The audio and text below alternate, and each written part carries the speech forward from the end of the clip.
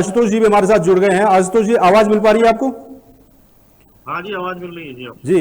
आशुतोष जी, आप शुरुआत से ही जुड़े रहे इस पूरे केस के साथ। कल महत्वपूर्ण दिन है, फैसले का दिन है, लेकिन क्या जो न्याय की उम्मीद है, किस तरीके से देख रहे हैं, क्या उम्मीद करते हैं कल कोर्ट क्या फैसला सुनाएगी?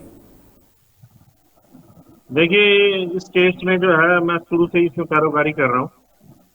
और इसमें जो है महत्वपूर्ण साक्ष्य, कुछ साक्ष्य जो है जो बहुत महत्वपूर्ण थे, वो जो वहाँ की यमकेश्वर के विधायक हैं उन्होंने नष्ट कर दिए। जो अंकिता का कमरा उन्होंने तोड़ दिया था, क्योंकि अगर वो कमरा नहीं तोड़ा जाता।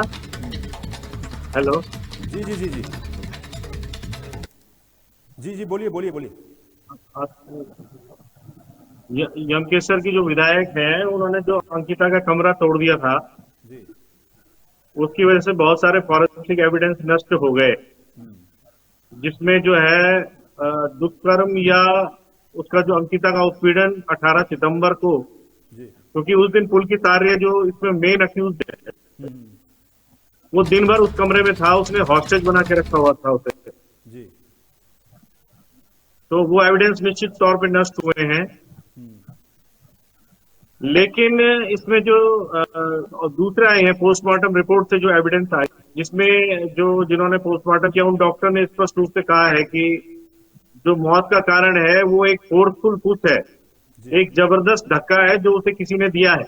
बिल्कुल। और लास्ट लोकेशन जो चीला बैराज के पास है, उसमें तीनों अक्यूज पुलकित आर्य, सौरभ भास्कर और अंकित गुप्ता और अंकिता वहां पे मौजूद थे। जी। तो इस बात से बिल्कुल स्पष्ट हो जाता है कि फोर्सफुल पुश जो एक मौत का धक्का जिसे बोला जाएगा, जबरन धक्का जिसे बोला जाएगा, जी। इन तीनों ने ही वहां पे दिया। जी। तो इसके अलावा बहुत सारी चीजें ऐसी हैं जिसमें इन्होंने शुरू से केस को मिसगाइड करने की कोशिश की, क्योंकि धक्का देने के बाद इन्होंने रिजॉर्ट में फोन किया और ये बताया कि अंकिता और हम तीनों वापस रिजॉर्ट में आ रहे हैं और आप वहां पे कुक को कहा कि आप खाना बना के रखो, जबकि ये लोग धक्का दे चुके थे उसे।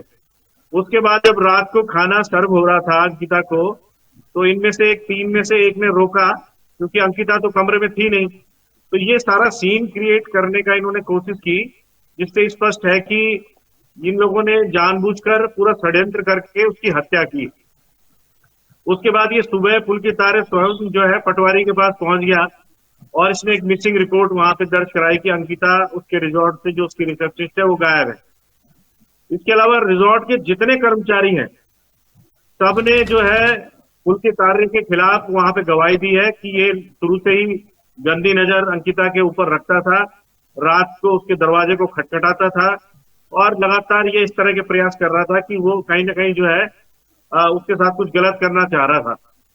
इसके अलावा एक महत्वपूर्ण एविडेंस ये भी है कि रिजॉर्ट के कर्मचारी ने गवाही दी है कि रात को जब ये लोग लौट के अंकिता को धक्का देने के बाद रिजॉर्ट में वापस आए, तो एक कर्मचारी ने इन तीन को वापस आते हुए देखा, तो उसने सवाल किया कि अंकिता कहाँ है। तो इसने, पुलकित आर्य ने उनसे कहा कि आप जो है अगर कोई पूछेगा तो ये बताइएगा पुलिस को कि 4 लोग वापस आए थे। तो ये सारी चीजों से स्पष्ट है कि सोची समझी रणनीति के तहत, षड्यंत्र के तहत अंकिता का इन्होंने मर्डर किया, उसको धक्का दिया और बाद में पुलिस को बरगलाने का प्रयास भी किया। तो ये सारे जो अपराध बनते हैं कहीं ना कहीं इस बात की पुष्टि करते हैं कि इनका इंटेंशन अंकिता की हत्या करने का था, जिसकी मेन वजह जो हम जानना चाह रहे थे कि जो वीआईपी है उसके नाम का खुलासा ना हो सके। हालांकि वीआईपी के नाम का खुलासा हम लोगों ने अपने तरफ से कर दिया था, लेकिन सुप्रीम कोर्ट से भी सीबीआई इन्वेस्टिगेशन के लिए जांच नहीं होने के कारण जो हम कॉल रिकॉर्ड और लोकेशन की जांच करवाना चाह रहे थे, जिन पर आरोप लगा था अजय कुमार, जी। वो नहीं हो पाई। जी। तो इसमें 3 अपराधी जो ये हैं, मुझे लगता है कि पहले तो मृत्युदंड, नहीं तो कम से कम उम्र कैद की सजा इन तीनों को होनी चाहिए। जी। लेकिन हमें दुख है कि इसमें वीआईपी का नाम जो हमने नहीं है। खोला था, उनकी कॉल रिकॉर्ड लोकेशन की जांच नहीं हो पाई। और जो यमकेश्वर की विधायक, जी। जो कि साक्ष्य मिटाने की स्पष्ट रूप से अपराधी थी, जी। क्योंकि उन्होंने क्राइम सीन के एविडेंस नष्ट किए थे, जी। वो कहीं ना कहीं जो है पुलिस की कार्य प्रणाली की वजह से बच निकली है। जी। लेकिन आशुतोष जी, आपने पूरा घटनाक्रम बताया। आपने सबसे पहले तो इसमें जो सजा कल होगी वो होगी, लेकिन आपने दो एंगल इसमें बताए, जो बुलडोजर को लेकर के जो चलाया गया और वीआईपी का नाम, ये दोनों चीजें कहीं ना कहीं इसमें दूर रह जाएंगी। बुलडोजर की जहां तक बात है, रात को बुलडोजर चलता है 11-12 बजे के आसपास, और क्योंकि उस वक्त अगली सुबह को, मैं अभी रजिया बेग जी को वही बता रहा था एडवोकेट को, कि अगले दिन मैं भी वहां पर था घटनास्थल पर, तो 11-12 बजे तक कोई वहां पर ना सिक्योरिटी थी ना पुलिस थी, कोई भी आ रहा था, कोई अंदर वीडियो बना रहा है, उसका सामान उसी तरीके से बिखरा हुआ था। तो सबसे पहली गलती तो कायदे से वहीं से शुरू हो जाता है, सीन ऑफ क्राइम को इस तरीके से खुला छोड़ देना। तो इन चीजों को कोर्ट ने कहीं शामिल करने को कहा जांच में आज तक, या फिर पुलिस ने अपनी तरफ से कहीं इसे जांच में शामिल किया हो? देखिए, इस मामले में तो पुलिस ने खुद साक्ष्य मिटाने के प्रयास किए हैं। मैं स्पष्ट रूप से उत्तराखंड पुलिस पे आरोप इसलिए लगा रहा हूं कि जो बात आप कह रहे हैं कि जो क्राइम सीन था वो सीज हो जाना चाहिए था, वहां पे पुलिस के नियंत्रण में वो जगह होनी चाहिए। उसके बावजूद जो है उस जगह को खुला छोड़ा हुआ था, लोग वहां अंदर जा रहे थे, वीडियो बना रहे थे। और बाद में रात को जो आके लगभग 1-1:30 बजे रात आके रेणु बिष्ट जो यमकेश्वर की विधायक हैं, उन्होंने बुलडोजर की मदद से, जो बुलडोजर का ऑपरेटर था, उसको स्पष्ट रूप से आदेश देकर उसको तोड़वाया। मेरा ये कहना है कि कहीं ना कहीं इसमें जो उत्तराखंड पुलिस की भूमिका है वो आज भी संदेह के घेरे में है। और हमें जो लगता है कि इन्होंने जो उस कमरे की फॉरेंसिक जांच की, उसमें इन्होंने कहा है उत्तराखंड पुलिस ने कि हमें कुछ नहीं मिला। क्या आप यकीन कर सकते हैं कि जिस कमरे में एक लड़की रहती है और उसको दिन भर हॉस्टेज बना के रखा, अगर उसके साथ वहां कुछ गलत नहीं हुआ तो फिर वहां पे क्या हुआ? क्या इनको अंकिता का एक भी बाल तक बरामद वहां से नहीं हो सका? ऐसा क्या संभव आपको लगता है कि उस कमरे से, अंकिता के कमरे से, अंकिता के बेड से अंकिता का बाल तक पुलिस जो है एसआईटी की जो टीम थी वो बरामद नहीं कर सकी?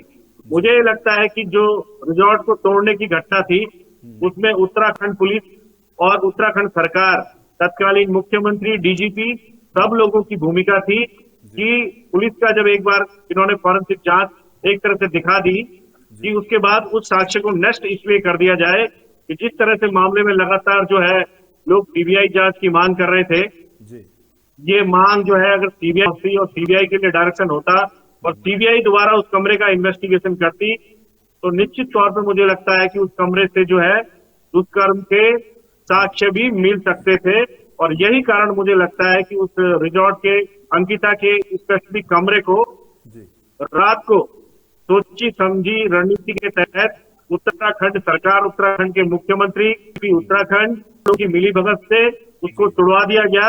इसके साक्ष्य हमें उस सुबह 23-24 तारीख की सुबह को जो ट्वीट थे, जिस समय सुबह के समय जब मैं उठा, जो ट्वीट तो डीजीपी उत्तराखंड का ट्वीट था कि माननीय मुख्यमंत्री जी के आदेश का पालन कर दिया गया है, अपराधियों के रिजॉर्ट को तोड़ दिया गया है। धामी जी का खुद ट्वीट आता है कि अपराधियों के रिजॉर्ट को तोड़ दिया गया है। तो ये बात स्पष्ट है कि कहीं ना कहीं मुख्यमंत्री धामी के कहने पर डीजीपी उत्तराखंड ने इस रिजॉर्ट के अंकिता के कमरे को स्पेशली तोड़वाया, और जो इसमें रेणु बिष्ट थी वो इस षड्यंत्र में शामिल थी। ये बात स्पष्ट है। लेकिन क्योंकि सरकार जो है वो जो है पूरा नियंत्रण पुलिस के ऊपर रखती है, इसी वजह से ये सब कुछ हुआ है। और मेरा सीधा आरोप है कि कहीं ना कहीं जो भाजपा के जो वीआईपी का नाम, अजय कुमार का नाम आया था, उस नाम को छुपाने के लिए, उस नाम को दबाने के लिए ये सारा षड्यंत्र किया गया। हमने तो पूरा प्रयास किया है, हम हाईकोर्ट भी गए, सुप्रीम कोर्ट भी गए, सीबीआई जांच की हमने मांग भी की, लेकिन दुर्भाग्य से सुप्रीम कोर्ट से भी हमें वहां से राहत नहीं मिली। और अजय कुमार की जो हम कॉल रिकॉर्ड और लोकेशन की जांच मांग रहे थे, जिसमें कोई सीबीआई जांच की भी जरूरत नहीं है, फॉरेंसिक या पुलिस जांच जिससे प्रयास है, कॉल रिकॉर्ड लोकेशन से ही पता चल जाएगा कि वो अपराधियों के संपर्क में थे नहीं।